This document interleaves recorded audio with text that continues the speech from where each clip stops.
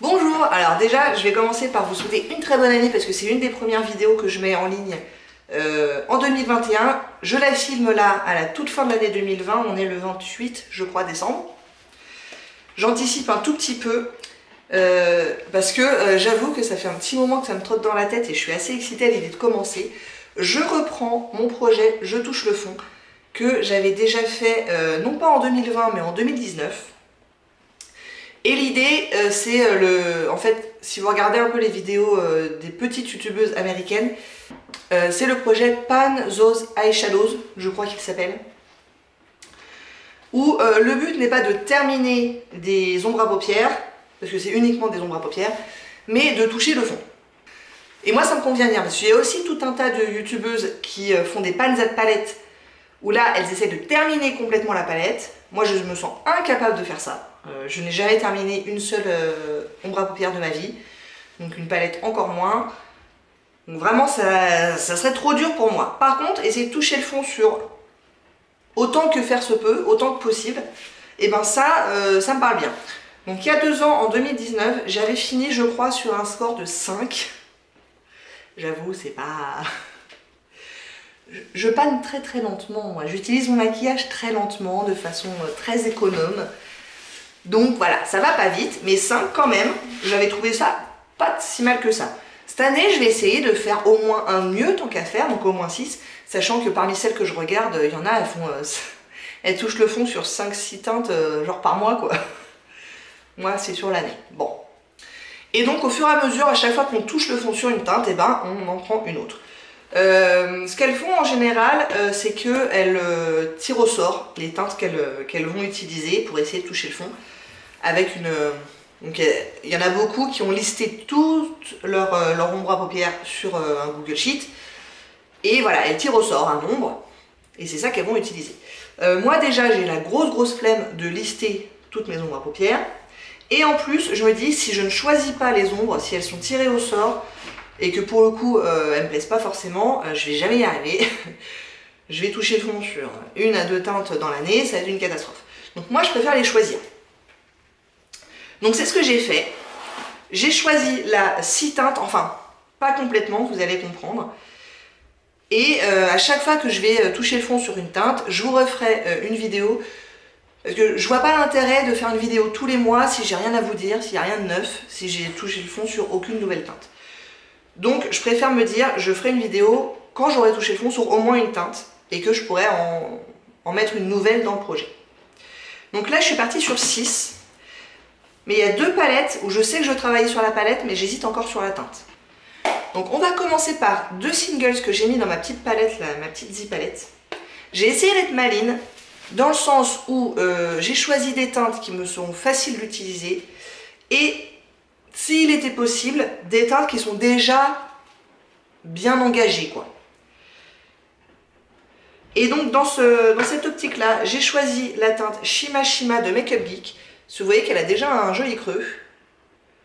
Ça, je vais très essentiellement l'utiliser en coin interne, mais du coup, très régulièrement. Quasiment, je pense, à chaque fois que je ferai mes yeux. Donc voilà à quoi elle ressemble. C'est un champagne irisé, quoi. Elle était très populaire, cette teinte, il y a quelques années. Je vais essayer, je ne sais pas si je vais réussir à m'y tenir, je vais essayer de comptabiliser le nombre de fois où je me sers de la teinte avant de toucher le fond. Alors là, ça ne sera pas très révélateur parce que je vous dis, elle est déjà bien entamée. Mais il y en a d'autres que j'ai quasiment jamais utilisées, donc ça sera plus révélateur. Et ça pourrait être intéressant de savoir combien de fois j'ai utilisé l'ombre à paupières avant de toucher le fond. Donc je me suis munie d'un petit carnet où j'ai listé les teintes que j'utilise et donc je vais essayer de faire un petit trait à chaque fois que je l'utilise. Je vous garantis pas que je vais réussir à y penser à chaque fois, mais on va essayer. Donc la première teinte, Shima Shima de Makeup Geek. La deuxième teinte, elle n'a pas de nom, c'est un fard de Sephora, il me semble bien, et c'est juste un beige mat qui a un très léger creux, mais c'est vraiment léger. Et ça pareil, j'ai vraiment pris l'habitude de m'en servir en première teinte. Je mets ça sous le sourcil et je le descends jusque dans le creux. Puisque déjà ça me fait mon petit highlight de sourcil. Moi j'aime pas mettre un truc irisé, donc je mets toujours du mat là.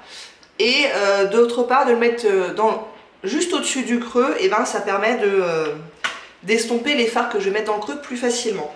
Je le descends pas jusqu'à la paupière, mais ça c'est un truc perso. J'aime bien que les fards irisés que je vais mettre sur la paupière puissent s'accrocher un petit peu plus sur la base à paupière. Donc je ne la fixe pas avec une poudre. Donc la paupière je la laisse telle qu'elle et je mets de l'ombre creux jusqu'au sourcil.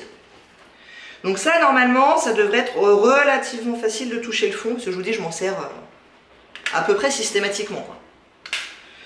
Et il y a de bonnes chances que quand je touche le fond sur celle-là, bah, je la remplace par une autre ombre beige mat. Dans l'idée de me faciliter la tâche et de choisir des ombres à paupières que je vais pouvoir utiliser très souvent, j'ai choisi une ombre dans ma Lorac Pro 2. J'avais déjà, la dernière fois là en 2019, quand j'avais déjà fait ce projet là, j'avais choisi une teinte dans la Lorac Pro 1, c'était la Pewter, j'avais réussi à toucher le fond. Et là, je me suis arrêtée sur la Light Brown, qui a déjà un petit creux elle aussi, et qui est une teinte de transition qui va aller pour à peu près tous les looks. Et en plus, voilà, vous voyez, hein, les fards ils sont tout petits là-dedans, donc il n'y a pas beaucoup de grammage. C'est pareil, j'ai pas très envie de me lancer tout de suite sur des gros fards avec beaucoup de grammage, parce que je me dis que ça va être compliqué. Là, il y a 8,8 grammes en tout, et il y a 14 teintes. Donc vous voyez qu'il y a à peine plus de 1 demi-gramme par teinte, ce qui est quand même vraiment pas beaucoup. Donc je me dis que ça doit pouvoir se faire. Même si, lors de mon premier projet, je crois que j'avais pas touché le fond sur des mats. Je me suis rendu compte que c'était plus difficile pour moi de toucher le fond sur des mats que sur des irisés. Mais là, je me dis que ça doit être faisable quand même. Donc voilà, Light Brown de Lorac. J'ai choisi un autre mat pour compléter, pour les looks pour lesquels le Light Brown n'irait pas. Donc les looks plutôt rosé-violet, que j'aime beaucoup. J'utiliserai une teinte de ma palette Essence, c'est la All About Roses. Et elle n'a pas de nom, mais c'est la teinte numéro 7, c'est comme ça que je l'ai appelée. Et c'est un mauve mat. Donc ça pareil, je me dis que je vais pouvoir m'en servir assez régulièrement. Et elle aussi a déjà un petit creux. Bon, il y a plus de grammage, il y a 9,5 grammes pour 8 teintes. Mais je pense que ça doit être faisable. Elle est jolie cette petite palette. La qualité est pas ouf, je vous cache pas. Voilà. Mais les teintes sont jolies. Et ça, donc cette teinte-là, je vais pouvoir m'en servir soit dans le creux, soit même partout. Sur la paupière, estomper dans le creux et faire un look avec une seule teinte les jours où j'ai pas trop le temps. Pourquoi pas. J'adore ce genre de teinte. Les deux palettes qu'il me reste, je sais que je veux les utiliser, mais j'hésite encore entre 2 ou 3 teintes sur chaque palette. L'avant-dernière, c'est une palette de chez Wet n Wild et c'est la Comfort Zone. C'est l'ancienne version. J'ai acheté ça juste avant qu'ils reformulent et qu'ils fassent des nouvelles versions, mais c'est pas grave. Et sur celle-là, j'hésite entre cette teinte-là et la rosée là. Et donc je me dis que pour cette palette et la suivante que je vais vous montrer, je vais me laisser le mois de janvier, utiliser les deux teintes sur lesquelles j'hésite et me décider dans les semaines qui viennent, quoi. Il paraît que les fards Wet n Wild sont très faciles à toucher fond, c'est aussi pour ça que je les choisis. Il paraît qu'ils sont vraiment pas profonds. Là il y a 8,5 grammes pour 8 teintes. Donc à peine plus d'1 gramme par teinte, mais elles sont quand même très très larges, donc effectivement sûrement qu'elles ne sont pas profondes. Et en l'occurrence, c'est ça qui m'intéresse pour ce projet en particulier, moi je vais en profondeur, donc moins c'est profond, plus je vais y arriver vite, quoi.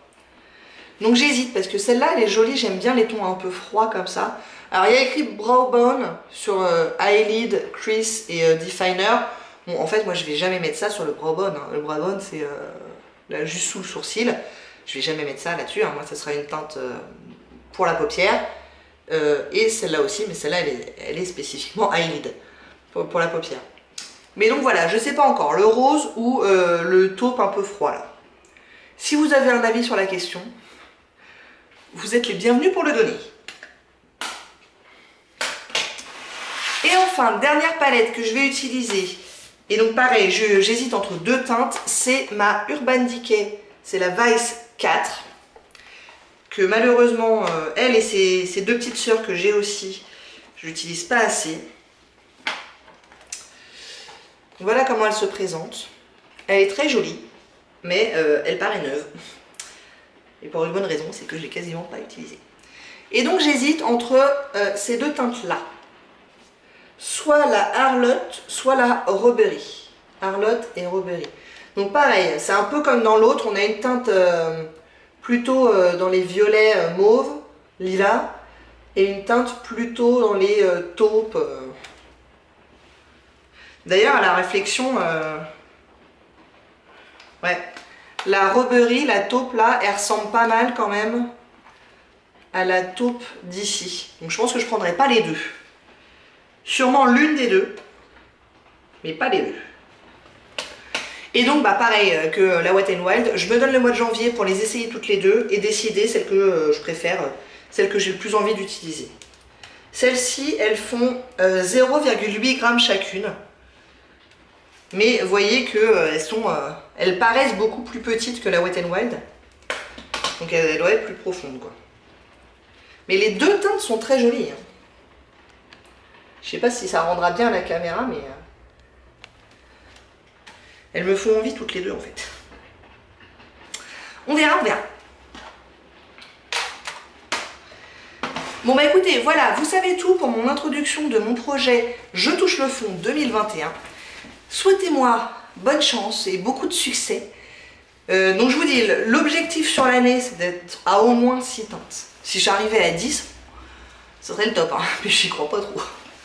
On verra. Écoutez, j'espère que ça vous a plu. Si oui, n'hésitez pas à commenter, à liker et à vous abonner. Et je vous dis à très bientôt. Au revoir.